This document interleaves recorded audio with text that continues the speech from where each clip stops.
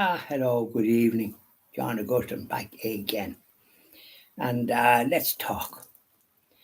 I'm not going to be reading and talking about anything, only what I hope to try and share. There's a rosary. I have other rosaries, but this is a nice little rosary. And they're from the Holy Land, from Jerusalem. And I'd give some of these to people that haven't got rosary beads.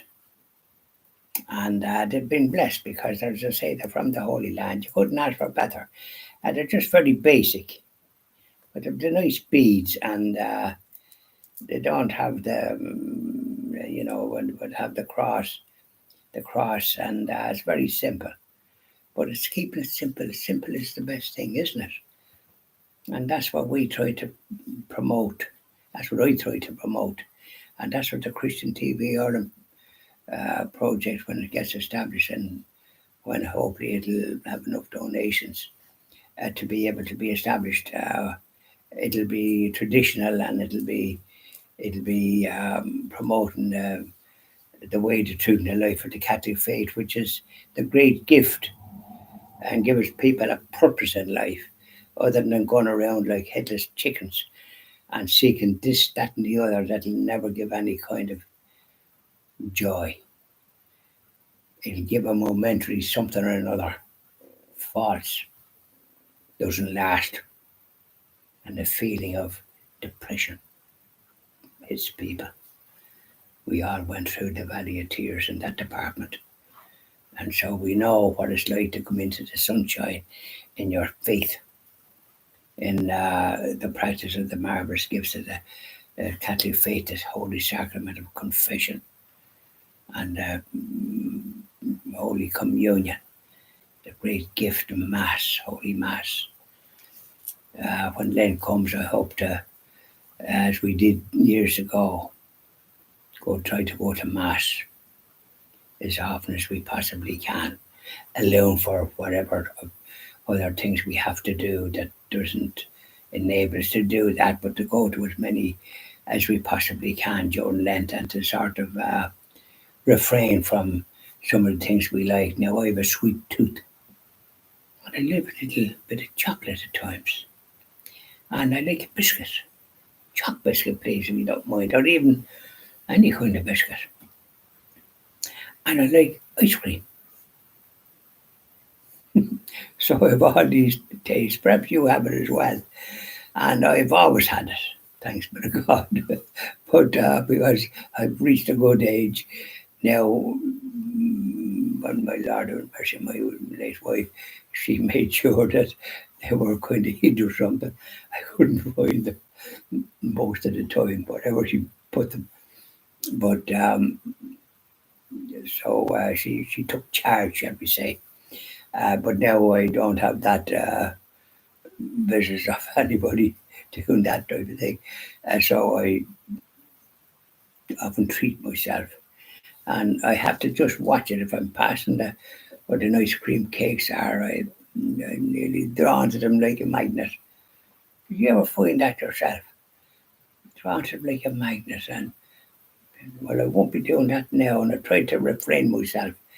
But I like these donuts with jam in them, not the ones with the chocolate.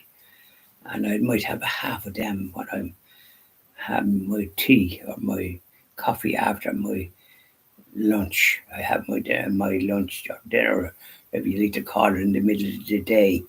I find it suits me better. I don't like it in the evening because you've more energy and your interferes with your situation. And lately, I've been expecting to be home for 1 o'clock, and one thing and another, I wouldn't be home until 3 after doing my videos in the morning. And I had to say a decade rosary for the Holy Souls and Poetry, and for that type of thing. Now, I say the rosary, but I say a decade rosary for specific items like that, and the end of the war in Ukraine, and people that have been killed there, that'll be happy forever in heaven because they didn't deserve to be killed, and people that wherever they're killed in wars, like the innocent people that was killed in Israel by the Hamas terrorists.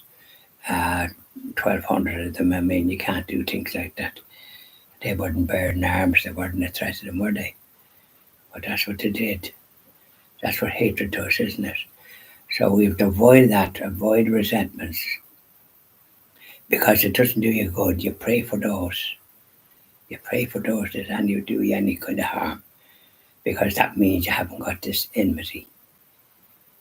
Now, mind you, I visited Belturbet, I think I said it earlier, today, and the reason for that was I sent a check for €50 for 20 copies of this little magnet, this little saint, Blessed Alexandrina, from a place called Balazar, about 20 miles or something from Porto, which is a big city, and probably you can go there and then you probably have to take a bus to there.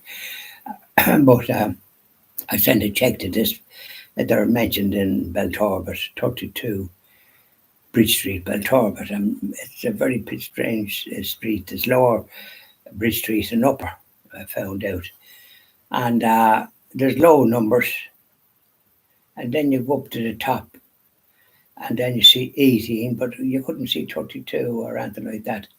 But the funny thing is that further down the street, so it'll go down, and not many other places are closed, and there's no numbers on some. But the next thing is I saw 34, and then 32, which is the address that was given for the Blessed Alexandrina Society. And I rang what looked like a bell, but no answer, and rapped. And then went to try and find out, does anybody know anything about who was in it? And what the fella says, I hit bum notes. And I went into a hardware store, which I was told they were local.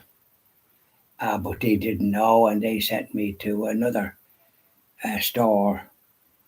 No, it was an agricultural store. Sent me to a hardware store, and they were local, and they never heard of it. So one of the men said, Father John, the parish priest, might know something about it.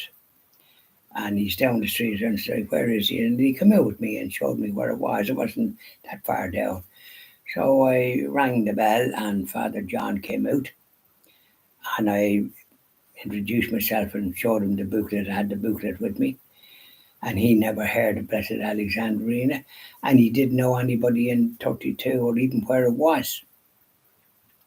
So he came up the street with me, and he rang one bell, I think it was number 2, and that lady didn't know anything about Blessed Alexandria, and they were supposed to be in 32, and she didn't even know what 32 was, which was only a few doors up.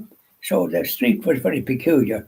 2 and 4, and then nothing, and then there was 34 and 32, and I was beginning to wonder, did I get it right? But I did, and I called Father John up and rang the bell and nothing. So he was very helpful, and I asked him what a Catholic church was. He told me up at the top of the town. And so he was a bit chilly because he wasn't wearing a coat, and I offered him my overcoat, and he wouldn't accept it. So then I went up to town to visit the church, and I went round the town to see what way it was, and it was much. There was a lot of houses and a big central supermarket further out that had a petrol station as well, and people do great business. I went into it to see what it was like. See, was there a toilet? And I couldn't see one. So, anyways, I came out, and then I went back towards the town and went into the church. It's called the Church of the Immaculate Conception, which we're very fond of that name for the church. Beautiful big church. I set the station at the cross and lit a candle for those that have gone before, and read the little prayer that you say for that. And and then I went down to town again, and knocked on that 32 again. But there was a dog barking, and somebody went out, so they heard me, but it turned out there were Polish people there. And then the more a word of English than the man, the moon, an older man came out, and I was just surprised that they landed in a town like Belturbet from Poland. It's like as if I went to with a family and went to some village in Howdy and they had no word of Polish and expecting probably to be looked after, because they probably are looked after by the state. So, anyways, I told Father John. I went down and told him about the lovely church, and so I had a bit of a chat. He's in Belturbet 8 years. He was 17 years or something in Dromahare in County Leitrim, which I know. I had a customer there one time, and it was a very nice town. And myself and my late wife stayed in a hotel there because I liked Dromahare. I liked it was a lovely lake, and it was just a lovely town. I thought it had a quality unique to it. And so he was there 17 years. And I said, yeah, and how long he in Beltor was 8 years. I said, yeah, probably would have liked to stay in Dromahare. I said, sometimes you have to change. And he was a very nice man. We had a bit of a chat, and I told him about where I grew up in Boyle, County Roscommon. And I got to love the town, and I told him it was known as the Killarney of the West because of all the Lockheed and all the islands in Lockheed. It's supposed to be 32 islands, so I gave him a bit of news. And so we got on pretty well, and I gave him my card, the Christian TV Ireland, and I put a couple of leaflets up in the church as well. I mentioned that to him. I said, I hope you don't mind. And there was a toilet open, thanks be to God, I was able to, because there's toilets is as scarce as hen's teeth around these towns. I don't know what the state is up to. So there's the story about my experience in Belturbet and that kind of thing. So I'm going to be doing this type of thing in the evening time, share some of the experiences and all the rest of it. And I hope you find it interesting because I think it's nice to hear a bit of news, isn't it? We love a bit of news and along those lines, like not the kind of gossip about this, that, or the other. Oh, no, thanks. Some good news, something that lifts the spirit that we want to hear.